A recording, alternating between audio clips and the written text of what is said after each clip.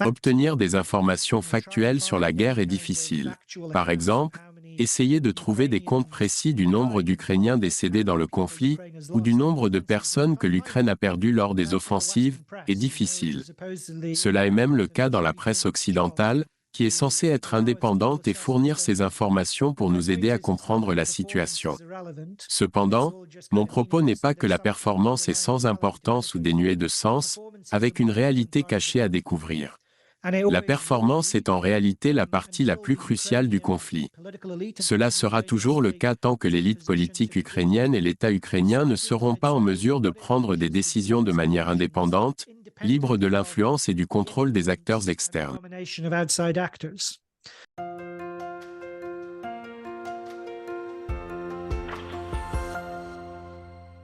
Hello everybody. Bonjour à tous, je suis Pascal de Neutrality Studies. Ce soir, je suis accompagné de Philippe Cunliffe. Philippe est professeur associé en relations internationales à l'Institut des risques et de la réduction des catastrophes de l'University College London. Il est l'auteur de plusieurs livres, dont le dernier s'intitule « Prendre le contrôle ». Souveraineté et démocratie après le Brexit. Philippe contribue régulièrement à un site bien connu, British Nerd. Il a récemment rédigé un court essai, mais stimulant, pour une autre plateforme. Cet essai s'intitule « Le théâtre postmoderne de la contre-offensive ukrainienne ». Bien que le sujet puisse sembler abstrait, il explique en réalité une grande partie du chaos que nous avons observé au cours des 5 derniers mois. C'est le sujet de notre discussion d'aujourd'hui. Donc, merci, Philippe, de nous rejoindre en ligne. My pleasure, thanks for having me. So Philip, Alors Philippe, dans tes remarques introductives de l'essai que je viens de mentionner, tu affirmes que la contre-offensive ne s'est jamais réellement produite.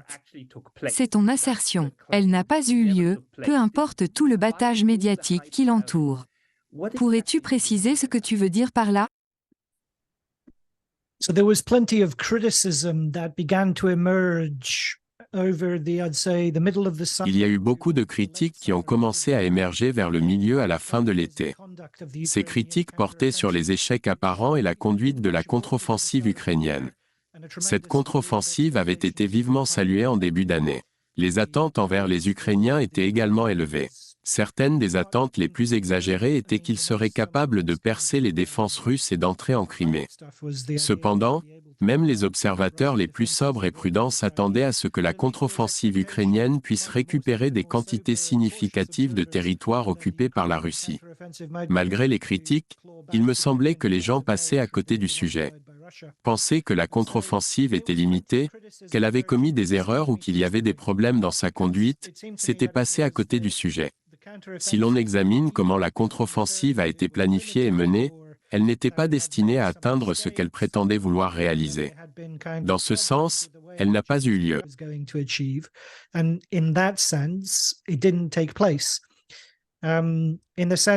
En un sens, ce n'est pas que les gens n'ont pas péri. En réalité, des milliers de personnes sont mortes. C'est ce qui rend ma conclusion dans cet article encore plus amère. Tant de vies ont été gaspillées lors d'un exercice militaire futile. Le fait est que, sans un nombre suffisant et une supériorité numérique écrasante nécessaire pour une contre-offensive réussie, il n'y avait aucune chance de succès. De plus, l'Ukraine manquait du soutien aérien rapproché nécessaire sur le terrain. Par conséquent, il n'avait aucune chance de percer de manière significative les défenses russes. Il ne pouvait certainement pas repousser les Russes hors de l'Ukraine ou reprendre la Crimée, que la Russie a annexée. Il ne pouvait pas non plus réaliser de gains territoriaux significatifs dans la zone occupée par la Russie. Donc, dans ce sens, la contre-offensive n'a pas eu lieu. Ce n'était pas un effort militaire ou stratégique réel ou significatif. Je pousse l'argument plus loin que simplement critiquer la manière dont cela s'est passé ou attirer l'attention sur les échecs. La vérité est que cela n'a jamais été destiné à atteindre les effets et les attentes qui lui avaient été attribuées. Oui, juste pour clarifier, vous n'êtes pas un adepte de la théorie du complot. Vous ne suggérez pas que toute cette situation a été fabriquée et que nous avons été trompés pour croire à des événements qui ne se sont pas produits. La dévastation s'est bien produite, n'est-ce pas? Il y a eu des victimes des deux côtés, ukrainiens et russes. Ce que vous suggérez, c'est que c'était un spectacle. Il était destiné à être un spectacle, pas une véritable contre-offensive. John Mearsheimer a déjà déclaré qu'il était très peu probable que quelque chose comme cela réussisse. Pour réussir, il faudrait une supériorité numérique et aérienne. Vous suggérez que l'on savait que ces éléments n'étaient pas présents, mais que l'action a quand même été entreprise. Alors, dans votre analyse, quel était le but de cette contre-offensive? Yeah. So it seems to me it served kind of multiple political purposes that suited all sides in. Il me semble que cela a servi à plusieurs fins politiques qui étaient bénéfiques pour toutes les parties impliquées dans la guerre en Ukraine. Le gouvernement ukrainien, qui a reçu beaucoup d'argent et d'armes de l'Occident, devait montrer des résultats pour tout le soutien qu'il a reçu. Par conséquent, ils ont décidé d'utiliser tout ce sang ukrainien dans une contre-offensive. C'était un spectacle. De ce point de vue, ils devaient mettre en scène un spectacle sanglant pour justifier toute l'aide militaire, financière et politique qu'ils ont reçue de l'étranger. Cette situation profite également aux gouvernements occidentaux. Ils peuvent dire que les Ukrainiens ont fait une tentative courageuse, mais qu'elle a échoué. Cela leur donne plus de marge de manœuvre. Cela leur permet éventuellement de réduire leur soutien à l'Ukraine et peut-être de se retirer un peu. Les fabricants d'armes occidentaux en bénéficient également car ils peuvent montrer que leurs armes sont testées dans des conditions extrêmes et hostiles. Kind of extreme and hostile conditions. And it even serves Vladimir Putin's purposes in the war because he can show that the war is a real thing. La guerre sert également les desseins de Vladimir Poutine. Il peut démontrer que la guerre est réelle et que les Ukrainiens cherchent non seulement à repousser les Russes, mais aussi à vaincre militairement la Russie et humilier l'État russe. Dans ce contexte, il y a eu un accord tacite où tout le monde a accepté de jouer son rôle dans ce qui était essentiellement un drame politique. Les accessoires utilisés étaient militaires et malheureusement, de nombreuses personnes ont perdu la vie. L'affirmation n'est pas que cela était un spectacle mis en scène ou un événement faux, comme une représentation théâtrale. Au lieu de cela, il s'agissait d'une situation mise en place sans aucune intention de réaliser son objectif déclaré. De nombreuses personnes en ont bénéficié, mais cela n'a jamais été conçu pour accomplir ce qu'il prétendait faire, c'est-à-dire récupérer de vastes territoires occupés par la Russie.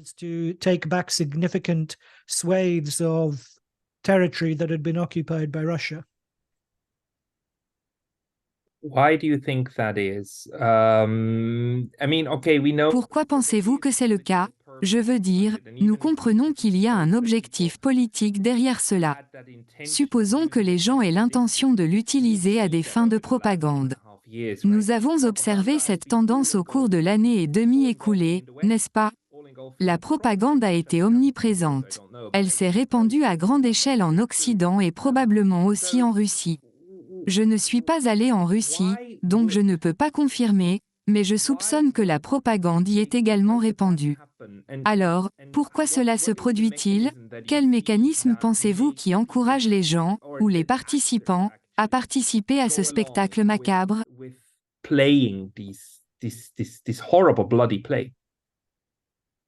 Yeah, I think the logic seems to me to be that of a Ukrainian state.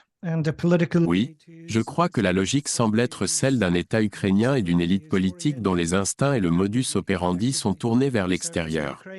Essentiellement, il s'agit d'une élite politique et d'un État ukrainien qui accomplissent certaines actions dans l'intérêt de leurs bienfaiteurs et de leurs partisans. Ces actions ne font pas nécessairement partie d'un plan sérieux à long terme visant à récupérer les territoires que la Russie a saisis. Cet État dépend fortement de plusieurs façons. Politiquement, il compte sur le soutien diplomatique et politique d'acteurs externes. Militairement, il dépend de sources étrangères pour toutes ses armes, munitions et fournitures. Il compte également sur le soutien militaire de l'OTAN. Financièrement, l'État dépend du soutien externe en raison des circonstances liées à l'occupation de son territoire et aux troubles et au chaos qui en résultent suite à l'invasion. Idéologiquement, l'État est également dépendant. Son orientation politique est axée sur la réponse aux événements dictés ailleurs, tels que Bruxelles, Washington DC, Londres, et ainsi de suite. Elsewhere, in Brussels, in Washington DC, in London, and so on. And so it's not really configured. The Ukrainian state has not really configured its Donc, ce n'est pas vraiment bien organisé. L'État ukrainien n'a pas réellement structuré sa politique et sa stratégie autour d'un plan visant à expulser les forces russes. Il n'a pas non plus prévu de reprendre et de récupérer les territoires qui ont été saisis et de rétablir la souveraineté et l'intégrité territoriale de l'Ukraine. Si nous comprenons l'État ukrainien de cette manière, comme un État en réseau intégré dans diverses institutions transnationales et fortement dépendant du soutien extérieur, cela a du sens. C'est différent d'un État ukrainien plus connecté à ses citoyens et aux personnes vivant dans les parties de l'Ukraine non occupées par la Russie. Étant donné ce type d'intégration, l'intégration horizontale transnationale de l'État ukrainien, leurs opérations militaires prennent plus de sens. Ces opérations ne visent pas à récupérer les territoires ukrainiens. Au contraire, elles visent à remplir certains rôles au bénéfice des étrangers. Elles ne sont pas destinées à soutenir une stratégie claire visant à rétablir l'État ukrainien et l'ensemble de son territoire. Rather than for the benefit of any coherent strategy to re-establish the Ukrainian state and all of its territory. One of the reasons why your analysis made so much sense to me is because I never understood why it is that Une des raisons pour lesquelles votre analyse a résonné en moi est que je n'ai jamais compris pourquoi l'Ukraine abandonnerait un accord qu'elle avait conclu avec les Russes à la fin de mars 2022. Cet accord garantissait essentiellement la neutralité de l'Ukraine, ce qui aurait dû être la solution évidente au problème dès le départ. Cependant, la Russie a ensuite envahi, indiquant ainsi leur sérieux quant à la question. À ce stade, il aurait dû être clair que l'Ukraine ne rejoindrait pas l'OTAN. Cela semblait être la solution.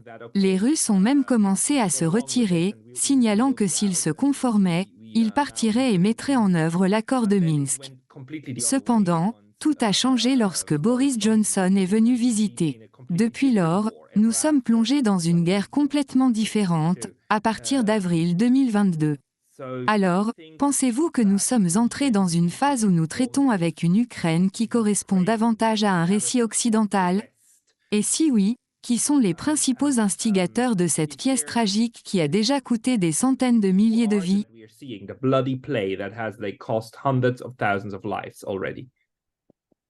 Yeah, so I would agree with you. I think, no doubt in due course, all the full Oui, details of what je suis d'accord avec toi.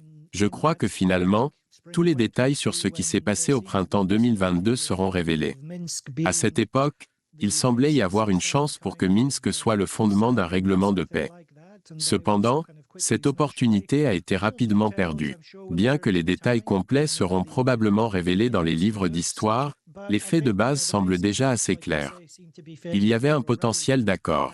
Cependant, le dirigeant ukrainien, Zelensky, a choisi de poursuivre la guerre parce qu'on lui avait promis un soutien substantiel de l'Occident. Étant donné la dépendance de l'État ukrainien vis-à-vis du soutien extérieur et son engagement constitutionnel à rejoindre l'OTAN et l'Union européenne, il semble que l'Ukraine soit entièrement orientée politiquement vers le monde extérieur. C'était déjà le cas avant l'invasion russe et avant qu'elle ne devienne dépendante du soutien financier et militaire occidental. Dans ce contexte, il semble raisonnable de dire que les principaux acteurs politiques du conflit se trouvent en dehors de l'Ukraine. Actors in the conflict are outside Ukraine. It's not to say that the Ukrainian state and political elite don't have any agency. They do, no doubt.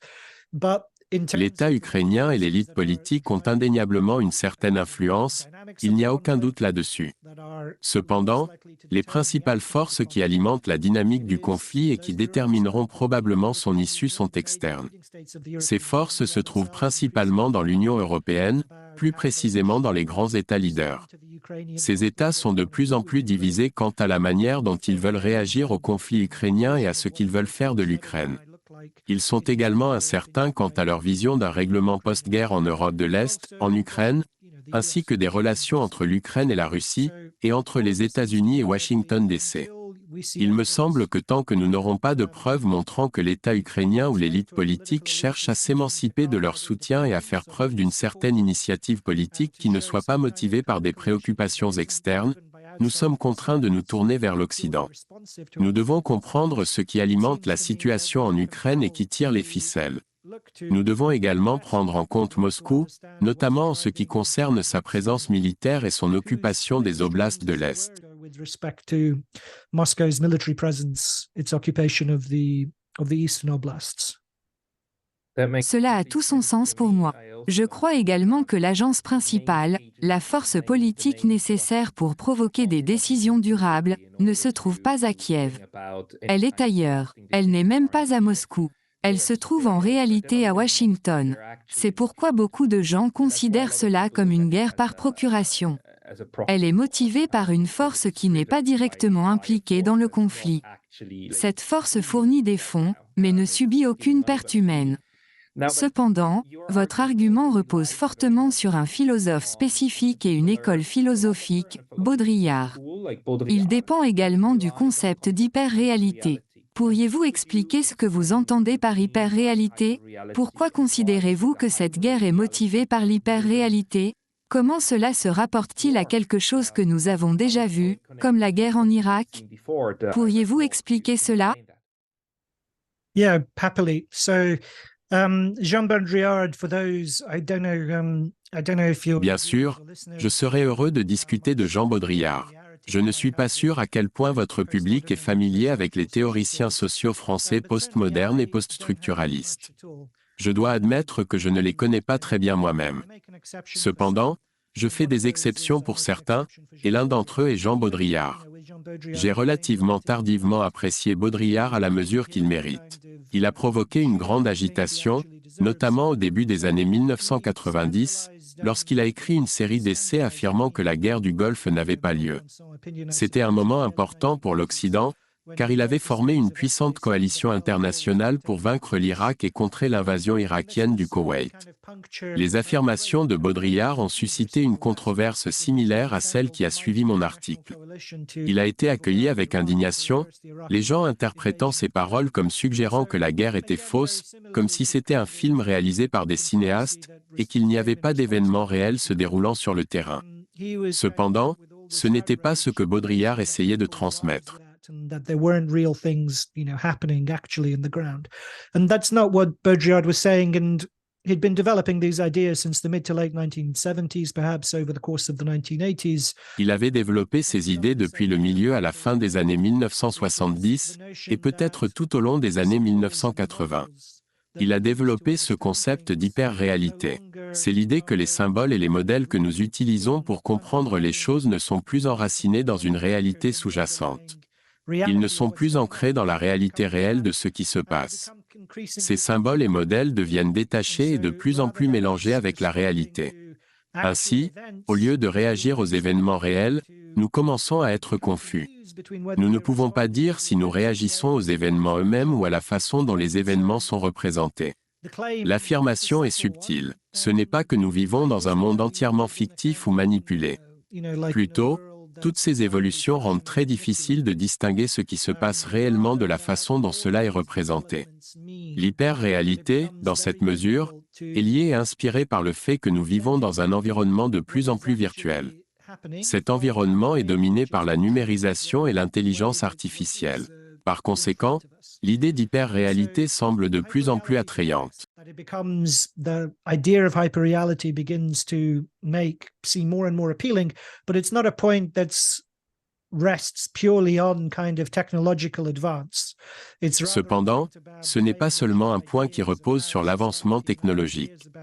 Il s'agit plutôt de la manière dont nos perceptions de la société et des événements sociaux s'entremêlent avec les événements eux-mêmes. C'est quelque chose qui est intensifié par les nouvelles technologies, mais qui ne dépend pas entièrement d'elles.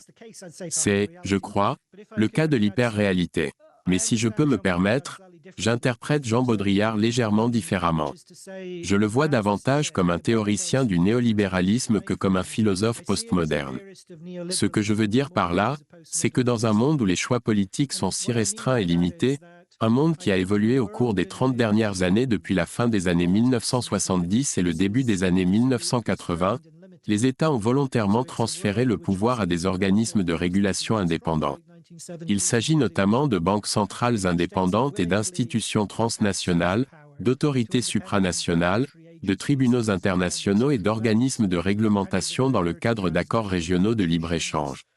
Dans ce contexte, où les États ont volontairement abandonné le pouvoir à des entités non politiques, la politique devient moins significative. Le pouvoir politique perd de sa signification. Ce qui reste, c'est la mise en scène du pouvoir politique. Political power becomes less meaningful, and what we're left with is the performance of political power. The performance of power, the performance of what states do, when in fact states have handed over power to... La performance du pouvoir, la performance de ce que font les États, est souvent mal comprise. En réalité, les États ont transféré le pouvoir à des agences qui échappent à leur portée et à leur contrôle. Je pense qu'il est important de comprendre Jean Baudrillard non seulement comme un philosophe de l'hyperréalité, mais plutôt comme un théoricien du néolibéralisme. Il a reconnu que la politique était devenue davantage une performance. Ce changement s'est produit parce que les politiciens ont volontairement transféré le pouvoir à des agences qui échappent à leur contrôle. Cela a conduit à ce que la politique devienne davantage une performance vide. Cette perspective offre un récit convaincant d'un monde où les politiciens, les États, les gouvernements, les dirigeants et les élites politiques doivent agir comme s'ils étaient en contrôle ou influencer les événements. Cependant, au fil des années, ils ont intentionnellement réduit leur capacité à le faire. Cette réduction a été faite au profit d'une plus grande efficacité technique et d'une rationalité de marché. On croyait que les marchés et l'économie seraient une meilleure façon d'organiser la vie sociale plutôt que le choix politique ou la directive. J'espère que cette explication est claire. Je voulais profiter de cette occasion pour préciser comment je considère Jean Baudrillard comme un penseur précieux et perspicace pour notre époque actuelle. The way in which I see Jean Baudrillard as a very useful and insightful thinker for our contemporary era. You did, but the thing is, I've never respected... Cependant, mon respect pour les philosophes n'a jamais été dû au fait qu'ils écrivaient de beaux livres. Au contraire, c'est parce qu'ils ont proposé des concepts qui m'ont aidé à mieux comprendre la folie du monde dans lequel nous vivons. D'après ce que vous dites, je comprends qu'au cours de la guerre du Golfe au début des années 90, il n'y avait jamais aucun doute sur qui allait gagner. Il n'y avait pas de question. Le fait que Hussein ait survécu à cette guerre n'était pas dû à sa lutte vaillante, ni à celle de l'Irak. C'était parce qu'une décision avait été prise à Washington de ne pas le tuer. En 2003, cette décision a été inversée et il est mort. Ainsi, ces guerres avaient des résultats prévisibles dès le départ. Elles étaient présentées comme des guerres, mais elles ne l'étaient pas. Elles étaient simplement le massacre de quelques Irakiens. Les résultats étaient clairs. Dans ce sens, c'était un spectacle. Je crois que vous faites un parallèle avec l'Ukraine, suggérant qu'il n'y avait jamais de réelle chance de succès à moins qu'une quantité significative de chances soit impliquée ou qu'un événement imprévu se produise. La guerre était mise en scène comme un spectacle. J'ai également appliqué cette perspective à d'autres conflits. Par exemple, nous pensons souvent que les États-Unis ont perdu la guerre du Vietnam. Cependant, je soutiens toujours que les États-Unis n'ont pas perdu la guerre, ils ne l'ont simplement pas gagnée. C'est le Sud-Vietnam qui a perdu la guerre et qui a subi les véritables conséquences, y compris la perte de vie. Dans ce contexte, nous observons une représentation des relations internationales sur nos écrans de télévision. Cette représentation nous est présentée à travers la télévision et les journaux. Cela m'aide à comprendre pourquoi il y a un tel décalage. Beaucoup d'entre nous, peut-être vous et de nombreux téléspectateurs de cette chaîne, se demandent pourquoi on essaie de nous convaincre d'un récit qui semble complètement absurde. Nous savons qu'un nombre important de personnes en Occident croient en ce récit, mais il est toujours ridicule et dénué de sens. Cette absurdité n'a pas de sens, et ce n'est pas seulement de l'absurdité, c'est aussi l'hypocrisie de défendre la démocratie contre l'autocratie, et ainsi de suite. Il y a beaucoup d'absurdités, mais ce que vous suggérez, c'est que cette absurdité ou cette hypocrisie fait partie intégrante du système. Elle est là pour créer un spectacle qui donne de la crédibilité à ce qui se passe, et c'est ainsi que nous nous comportons. Est-ce un résumé précis de ce que vous dites? Yes, so I'd agree with most of what you said. I mean, it's like, his famous essays. Oui, je suis d'accord avec la plupart de ce que vous avez dit. J'étais assez méprisant envers les célèbres essais de Jean Baudrillard sur la guerre du Golfe. Je les considérais comme la vanité vide et la posture d'un intellectuel français détaché, quelqu'un qui était plus intéressé par fumer des Gauloises que de prendre le monde au sérieux.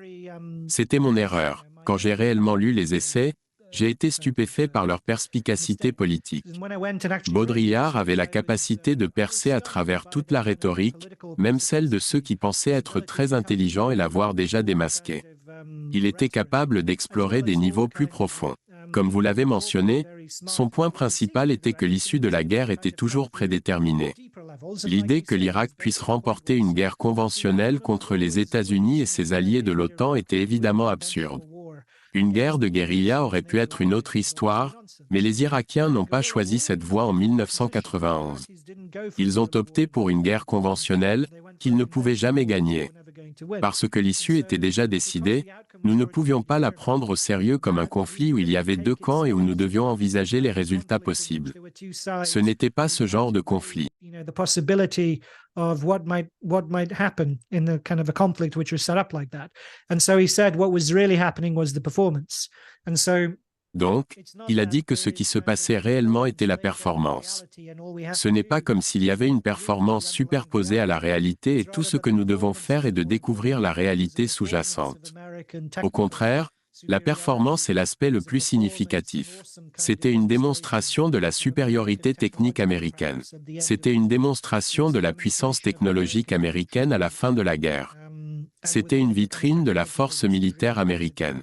Cela a également mis en évidence l'ingéniosité technologique des bombes guidées par laser et d'autres avancées qui ont été introduites pour la première fois pendant la guerre du Golfe.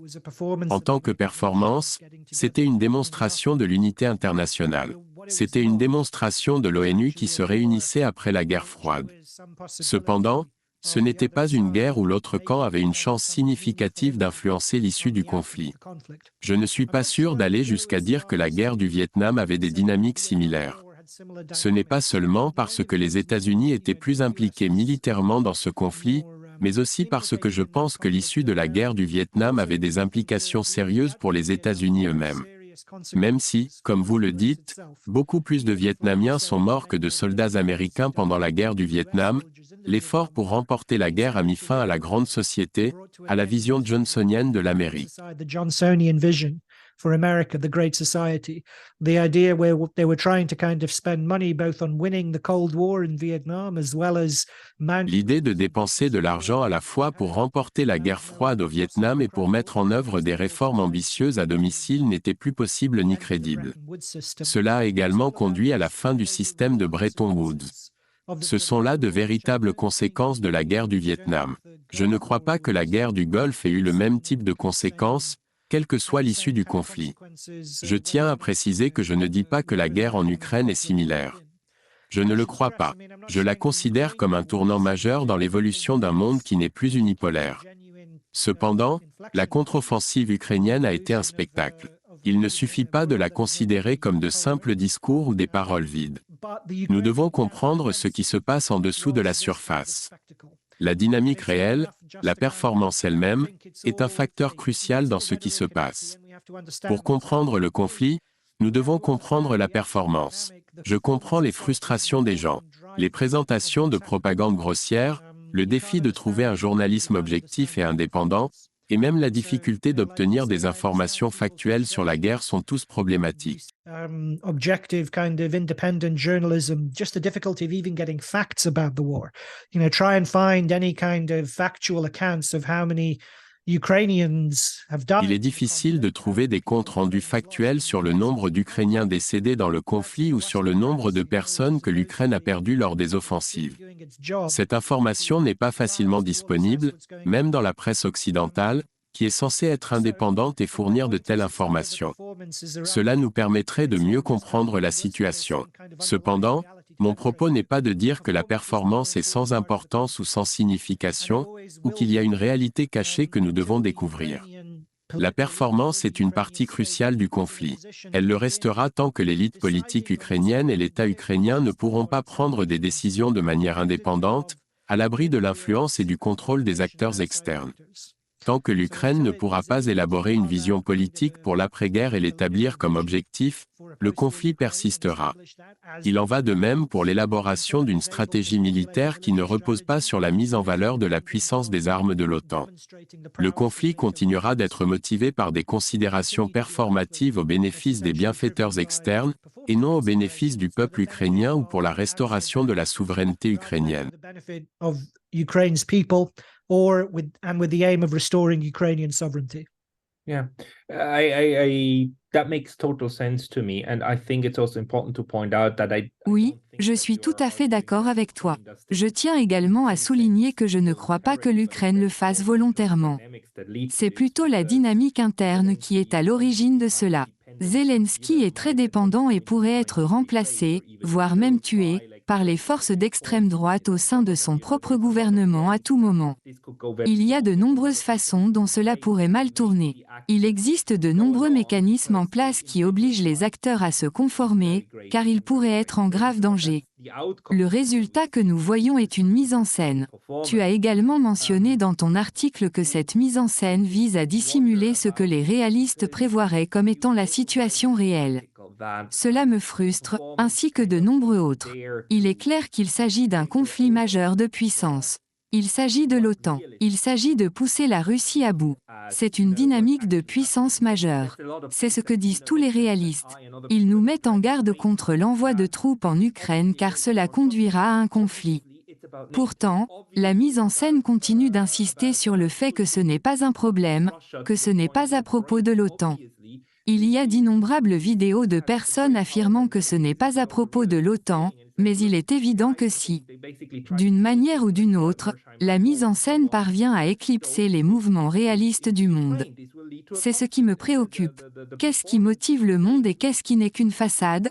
Je crois que tu dis que la façade fait partie intégrante de son fonctionnement. What is the fluff on top? And I think you're saying the fluff on top is baked into the way that it works. Yeah. So I'm very sympathetic to. I'm not a Meerschammite. I have my kind of. Oui, je suis très compatissant envers lui. Je ne suis pas un Meerschammite et j'ai des désaccords avec ses explications théoriques sur la politique mondiale. Cependant, je suis plus que disposé à reconnaître ses contributions là où elles sont dues. Son explication du déclenchement de la guerre, ses prédictions sur l'expansion de l'OTAN en Europe de l'Est et surtout les risques potentiels de l'adhésion de l'Ukraine à l'OTAN et comment cela affecterait la Russie, semblent tous être validés. Il est également l'un des rares théoriciens des relations internationales qui, à mon avis, comprend vraiment les dynamiques du pouvoir militaire. Beaucoup de théoriciens dans ce domaine ne le font pas. Donc, je suis plus qu'heureux de lui donner tout le crédit pour son analyse du déclenchement de la guerre et des dynamiques de la guerre. Il a soutenu que si l'on examine la contre-offensive ukrainienne et l'équilibre des forces militaires par rapport à la capacité industrielle sous-jacente de la Russie, le manque de préparation du côté de l'OTAN, y compris le manque de munitions pour les forces ukrainiennes et l'incapacité de produire de l'artillerie pour faire face à la force comparative de la Russie en matière d'artillerie, tous ces éléments sont des facteurs importants. Il n'y a aucun doute là-dessus. To meet kind of Russia's comparative strength in artillery, all of those are important factors, no doubt. But I suppose what I wanted to say with the article was, it's not as if simply kind of. Ce que je voulais exprimer dans l'article, c'est qu'il ne suffit pas de se pencher uniquement sur les réserves de main-d'œuvre, les taux de conscription militaire et la capacité industrielle pour comprendre la situation. Il y a une tendance chez les analystes et les observateurs ayant une mentalité réaliste à croire que comprendre le conflit revient à comprendre sa dynamique. Ils pensent que quelques graphiques et tableaux peuvent prédire ce qui va se passer. Cependant, je pense que cette approche néglige certains aspects cruciaux. L'un de ces aspects est le fait que l'État ukrainien ne semble pas déterminé à maintenir son indépendance ou à retrouver sa souveraineté.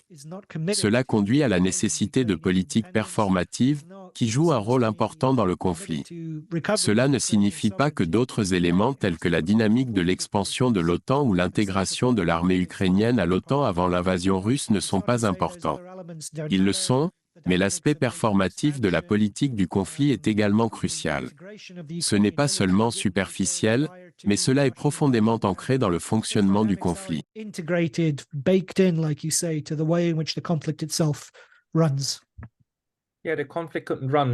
Oui, le conflit ne se produirait pas.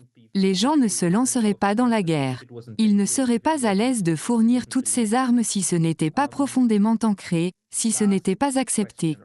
La dernière question ou la dernière partie de cette discussion, et vous avez le droit de refuser de répondre car tout cela est très récent, c'est que nous assistons maintenant à un deuxième front. Une deuxième guerre et une deuxième performance, selon moi, avec Israël et la Palestine. Observez-vous des dynamiques similaires là-bas ou une performance similaire? Parce qu'il me semble qu'une fois de plus, nous sommes ici et nous voyons une forte performance pour affirmer quelque chose, insister sur le fait qu'un certain récit doit être accepté. Le récit est qu'Israël, la victime, doit se défendre et que bombarder les maisons palestiniennes et Gaza est de l'autodéfense, ce avec quoi je ne suis pas d'accord. Mais observez-vous une dynamique similaire là-bas? So I see a similar dynamic, not so much, I mean, there's many narratives. Je vois une dynamique similaire, pas tant dans les nombreux récits autour de la guerre actuelle entre Israël et le Hamas à Gaza. Les gens sont libres de choisir le récit qui correspond le mieux aux faits, ou celui auquel ils sont le plus sympathiques. Ils peuvent même mélanger les récits. Cependant, il ne s'agit pas tant de la nature des récits. Je crois qu'il y a un élément performatif à cela. Cela est davantage lié au fait que la violence n'a pas de résultat politique significatif ou de but. Dans ce sens, la violence est performatrice. Cela explique également pourquoi elle est si extrême. J'ai fait cette remarque dans l'article en discutant de la contre-offensive ukrainienne. L'hyper-réalité n'est pas fausse. En fait, elle est plus sanglante. La contre-offensive ukrainienne a entraîné un énorme gaspillage de vie. La jeunesse de l'Ukraine a été gaspillée dans une contre-offensive contre la Russie qui n'avait aucune chance de réussir. C'était sanglant. L'hyper-réalité est sanglante et terrible car elle n'est pas liée à un processus politique qui pourrait potentiellement améliorer les choses. La même chose s'applique au conflit entre Israël et le Hamas. Il n'y a aucun but politique à la violence du Hamas. Hamas has there is no political purpose to Hamas's violence. There's no way in which the violence that it wrought would make any, it seems to me. La violence qui a été infligée ne semble pas contribuer à un processus politique significatif qui pourrait potentiellement améliorer la situation des Palestiniens. Par conséquent, elle semble être purement gratuite, extrême et excessive. Cela est évident à partir des vidéos montrant des terroristes s'introduisant dans des armoires, des images de voitures brûlées et des récits de mutilations et tortures inutiles. La violence semble extrême car elle ne possède aucun objectif politique. Il n'y a aucun lien entre la violence et un but politique qui lui donnerait un sens. De même, les Israéliens semblent comprendre cela, car ils semblent hésiter à lancer une offensive terrestre à Gaza. Que ferait-il s'il éliminait le Hamas, comme le suggèrent de nombreux politiciens israéliens en réponse aux atrocités commises par le Hamas? S'ils le faisaient, ils auraient éliminé la seule organisation politique et source d'ordre politique à Gaza. Alors, quelle serait leur prochaine étape? Ils se retrouveraient avec quelques options. Occuperaient-ils Gaza et assumeraient-ils la responsabilité d'un territoire et d'une population dont ils voulaient se distancer? C'est pourquoi Israël s'est retiré de Gaza en premier lieu. Ou bien nettoierait-il ethniquement Gaza, ce qui ne semble pas être une option viable pour les Israéliens pour diverses raisons. Which it seems to me the Israelis don't want to do for all sorts of reasons, and also, it would be extremely difficult and bloody, notwithstanding its. De plus, cela serait incroyablement difficile et brutal, sans parler de sa méchanceté inhérente. Alors, veulent-ils construire une nation à Gaza? Qui serait le régime palestinien pour les Israéliens à Gaza? Il me semble qu'ils n'ont aucune option politique. Par conséquent, la violence de la réponse israélienne n'est pas liée à un processus politique significatif. Tout ce que nous avons, c'est de la violence. Dans cette mesure, je crois qu'il s'agit d'une violence performative. Ce n'est pas une violence qui conduira à une restructuration politique ou qui nous rapprochera d'un règlement, voire d'un progrès vers celui-ci. Le décalage entre la politique et la violence rend la violence performative et terriblement horrifiante. Je pense que les acteurs en sont conscients. Comme je l'ai dit, je crois que le Hamas voulait intentionnellement créer un spectacle violent dans le sud d'Israël. Les Israéliens sont également très conscients de leur désir de créer un spectacle violent de leurs terribles représailles et de leur puissance militaire écrasante. Mais la violence n'est pas liée à la politique. Dans ce sens, nous sommes coincés dans ce cycle sans fin de performances violentes. And so in that sense, we're trapped. We're trapped in this endless violent performance. Unless, and that's the question, À moins qu'ils ne croient à leur propre propagande, La question se pose. Les Israéliens croient-ils pouvoir nettoyer ethniquement les zones qu'ils contrôlent de toute résistance? Cela signifierait nettoyer Gaza de ses 2,3 millions de personnes et la Cisjordanie de 3,5 millions d'autres. D'un autre côté, les Palestiniens croient-ils que c'est le début de la fin? Pensent-ils pouvoir expulser ou tuer 5 millions de Juifs? Si ces croyances étaient vraies, si ce étaient les objectifs réels, alors la violence servirait un but politique. Ce ne serait pas juste pour faire semblant. Ce serait un moyen d'atteindre un but spécifique. Mais ce que vous suggérez, c'est que ni l'un ni l'autre camp ne détient ces croyances. Les deux camps semblent penser qu'ils doivent maintenir les apparences, montrer qu'ils sont prêts à se battre. C'est là le point. Yes. Yeah, I mean, I think the Israelis know that they would, for instance, if they did. I mean, there are. Oui, je crois que les Israéliens comprennent que s'ils devaient répondre aux demandes de certains politiciens israéliens de nettoyage ethnique ou d'annexion de la bande de Gaza, cela ruinerait toute chance de normalisation avec les États arabes voisins. Cela les place dans une position difficile. Ils sont contraints de faire preuve de violence. Cette violence est horrible, et elle est aggravée par le fait qu'elle ne conduit pas à un règlement politique qui pourrait améliorer ou résoudre les causes profondes du conflit. C'est probablement l'une des raisons pour lesquelles l'État israélien hésite à envahir Gaza. Ils n'ont pas d'objectifs militaires clairs qui correspondent à leurs objectifs politiques. En revanche, le Hamas ne propose que des manifestations violentes. Ils maintiennent leur légitimité en montrant combien de Juifs ils peuvent tuer. Dans ce contexte, la violence de chaque côté ne semble pas conduire à des progrès. Cela rend la situation encore plus choquante. Le point de l'analyse baudrillardienne n'est pas que des gens meurent, mais que la nature performative de la violence la rend encore plus horrible. But it's that precisely because it's performative, it makes the violence that much more terrible. Oui, car c'est inutile, même d'un point de vue politique. Un compatriote à vous a récemment mentionné quelque chose dans un podcast qui m'a marqué. Je crois que cela me hantera pendant des années. Il a qualifié les acteurs impliqués dans cette situation de puces dans le pelage du chien de la guerre. C'était la phrase de Russell Brand. En passant, quand il a dit « les puces dans le pelage du chien de la guerre », il semblait que le chien de la guerre et le chien de la violence continuent simplement leur chemin. Ils font ce qu'ils font, et les puces les suivent simplement parce qu'elles n'ont pas d'autre choix. Elles manquent d'initiative.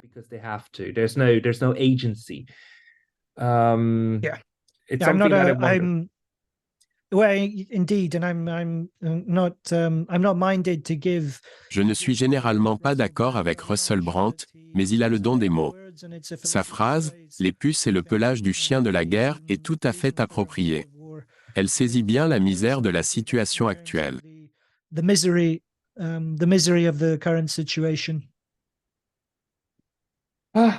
C'était une discussion sérieuse. J'aurais juste souhaité que les temps soient plus joyeux. Mais tu m'as expliqué beaucoup de choses dans un article très concis et une excellente discussion.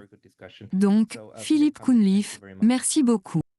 Merci beaucoup, Pascal, de m'avoir invité et de m'avoir donné le temps et l'occasion de développer les points de l'article. Je l'apprécie vraiment.